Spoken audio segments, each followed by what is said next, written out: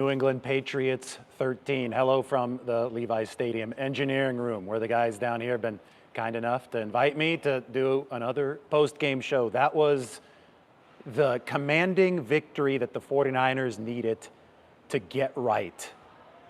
There is so little preseason and training camp now compared to what it used to be, that you see so many injuries and so much sloppy play throughout that first month of the season. I almost feel that September is an extended preseason. Well, the 49ers had a really weird September, a tumultuous September. It started with Ricky Pearsall getting shot up in Union Square in San Francisco. That was right before the start of the season. Continued with the win over the Jets on Monday Night Football, but then two tough losses to the Patriots and the Rams, and especially bad loss to the Rams last week. So they wanted to end this first month of the season, the de facto preseason now. They wanted to head into October with a commanding win over an inferior team.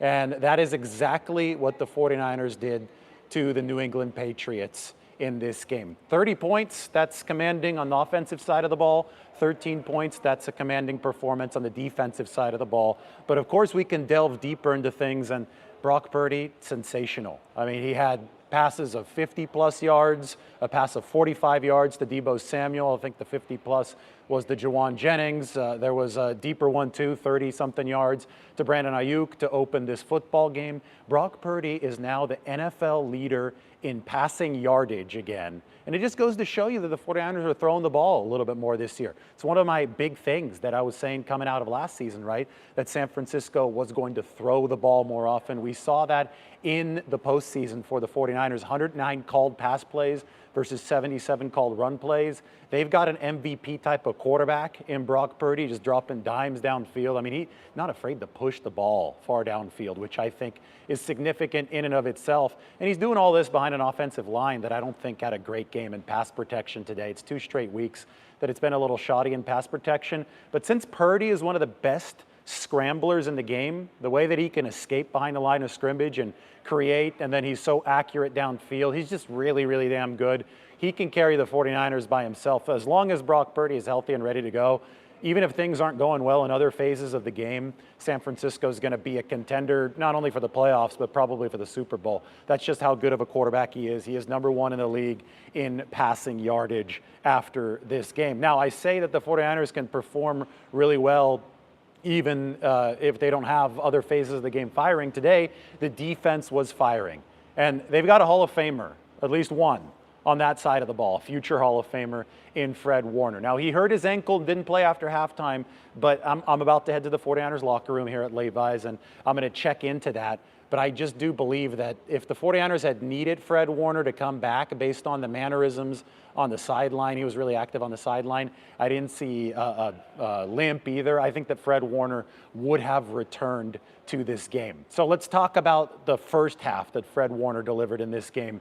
First with the pick six. The guy is such, I mean, I call him a joker. And in this day and age of the 49ers offense is leading the way in terms of the adaptable weapons, guys that can play all over the field, running backs, receivers. You have to have defenders who can counter that. You have to have defenders who are just as versatile, guys who can play the run, but can also cover, have the wherewithal to know what these offenses that are trying to do a lot of complex things are going to do. Fred Warner is that. I mean, if you were to design the perfect defender in a lab, it would be Fred Warner at 6'4", but still strong enough. I mean, it's not just like he's a stick there. He's 6'4", but he's strong enough to bring the thump like an old school linebacker, but he's long and athletic enough to deliver in pass coverage like a DB. And he was essentially a glorified DB. It was a slot in college at BYU. So Fred Warner today on that pick six, I think showed everybody the mental wherewithal that he brings that's making him a future Hall of Famer. I think that's the main engine of Fred Warner's success. But he also showed the athleticism on the return with the sprint around the edge and then the dive at the pylon to give the 49ers the touchdown. That was a sensational play. Fred Warner will be a Hall of Famer in the future. They're going to play that and the pick six against the Rams back in 2019 off of Jared Goff. Those are going to be 2 iconic plays on Fred Warner's highlight reel. Before the game, I noticed that Fred Warner, before the 49ers had even put on their pads during the early stretch portion of pregame warmups, Fred Warner led an impassioned speech. He brought his 49ers teammates around. He was yelling. He was getting fired up. He wanted guys to wake up. The 49ers entered this game 1-2. They needed to get right in this football game. Fred Warner was going to make sure they were going to get right in this game. And I said, as soon as I saw that, I tweeted it out. I said, it seems to me that Fred Warner is going to have a massive, massive football game.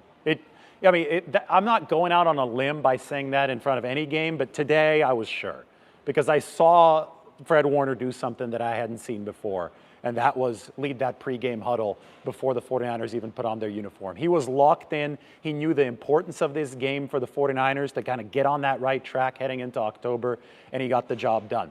Before the final garbage time drive, the New England Patriots were averaging only 2.8 yards per play. That would have been the fewest yards per play given up by the 49ers in any game in the Kyle Shanahan era. And they've had a lot of great defenses since 2017 when Kyle Shanahan and John Lynch took over. There was a 50-yard game there in garbage time that blew that up. After that, Nick Bosa stalled the final Patriots drive with a strip sack, so New England probably ended up somewhere between 3 and 4 yards per play. That's still excellent from the 49ers defense. They entered this game not playing well. They were burned by Minnesota. They were burned by a bad offense in the Rams. So the 49ers needed to show out, and I get it. New England is not a good offense, but when you could hold a team under 3 yards per play for most of the game at the NFL level, I don't care who's on the other side, that is a good defensive performance. I thought that Malik Collins especially was impressive in a game where the 49ers needed him to be impressive. You can come through, yeah. In a game where the 49ers needed him to be extremely impressive. Malik Collins was at that defensive tackle position where Javon Hargrave is going to be done for a long time. I think there's hope that Javon Hargrave is going to be back by the end of this season with a triceps tear, but you can't expect to see him anytime soon. So the 49ers needed the DT position to step up. Malik Collins was there against the run early on, defeating blocks, including on that one fourth down play, and he was there terrorizing the backfield, winning, moving the pocket, getting to Jacoby Brissett, the New England Patriots quarterback. So give Malik Collins his flowers. He was really good today. And then give Kevin Givens his flowers. You lose Javon Hargrave, one of the best interior pass rushers in the game. Kevin Givens at defensive tackle, a career-high 2.5 sacks for the 49ers. Also, Evan Anderson, the rookie, undrafted free agent, first career action, comes into the game, absorbs a double team on his very first snap. That's the job of the big run stuffers in the middle. And today, the 49ers, after the run defense didn't look good at all for the past 2 games, the 49ers turned it around when it came to run defense, and that was going to be the key against the bruising New England Patriots team. Also, we saw some youngsters get into the mix for the 49ers defensively. Malik Mustafa started this game. Talanoa Hufanga didn't play, rolled his ankle the other day. Mustafa missed a tackle early, but outside of that, I thought that he played a solid game. You didn't notice him blowing coverages the way that you would worry about a rookie on the back end for the 49ers. San Francisco also filtered in Renardo Green, the cornerback, later in this game for Isaac Yiadom. I think that the same way that Mustafa filtered in later in the game in weeks 1 through 3 was the same way that the 49ers started inserting Renardo Green into the football game. Same thing with Tatum Bethune. They had to go deeper into the linebacker mix in the second half because Fred Warner didn't play in the second half. And that's another piece of good news for the 49ers. Even without Warner in the second half, this defense kept on clicking. Listen, they were not playing a world-beating offense, but this was a get-right performance that the 49ers absolutely needed. Jordan Mason is on pace for 1,900 rushing yards this season. He had a 25-yard rush to the outside at the end that put him over the 100-yard mark. He's had games with 28 carries, I think one with 19 carries, maybe one with 22. Today he was over 22, maybe 23 carries for over 100 yards. The guy is a complete workhorse. Yes, there were a couple botched exchanges, but that happens. The 49ers didn't suffer from those. And Jordan Mason, boy, what a luxury for the 49ers to have that on the bench. The biggest blemish today was special teams. For the 3rd straight game, the 49ers had a very bad special teams play. It didn't turn into disaster, but it was the kickoff at the start of the second half, and Isaac Grendo ran into his own guy and fumbled, and you just can't have that if you're the 49ers. They're going to have to somehow, some way eliminate these special teams gaffes. It's great if special teams wins you the game, but it's more important that they don't lose you the game. And that's what the 49ers definitely must focus on moving forward. Shout out to Sam Okwanu. Promoted from the practice squad to the active roster. It's a big pay raise. Comes in, forces a fumble from Ramondre Stevenson early in this game. The hand-eye coordination it takes to deliver on a play like that, you're flying one way, the running back's flying the other way, and you reach out and knock that ball out. That's hand-eye coordination, that's athleticism, it's balance. Sam Okwanu is immediately one of the top 4 49ers defensive linemen after some of the injuries that they've had there. We're going to check in on Jordan Elliott, who had to exit this game. Still some sketchy depth for the 49ers at defensive tackle. But you know what? They overcame it today. The defense played well, statement game for the defense. They head into October in a game against the Cardinals, feeling a lot better about themselves than last week. Much closer to a fully balanced performance. I know that the special team's not quite there yet for the 49ers, but much closer than we had seen over the course of the past 2 weeks. And other side of the football, you've got maybe the best quarterback in football in Brock Purdy. He has been sensational again today. NFL #1 quarterback in passing yardage. He's throwing deep, he's scrambling. It's hard to get him in the backfield. Doesn't matter if the 49ers offensive line struggles because Brock Purdy can overcome it. And today he definitely did. More big stuff from Juwan Jennings, only a catch short of his 2023 total. So Jennings is taking over. They're still trying to look to get Brandon Ayuk a little bit more involved.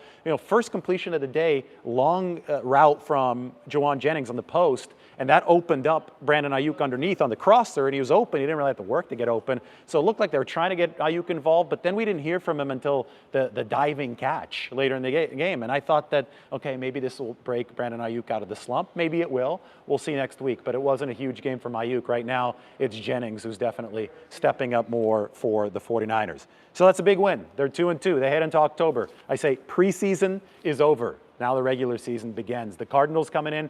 Here's my prediction. I think the 49ers are going to be favored against the Cardinals next week. If they can win that game and move to 3-2, then it's a quick turnaround to Thursday Night Football at Seattle. I think that game at Seattle on October 10th is really going to set the tone for this 49ers 2024 season. Remember, it is a marathon.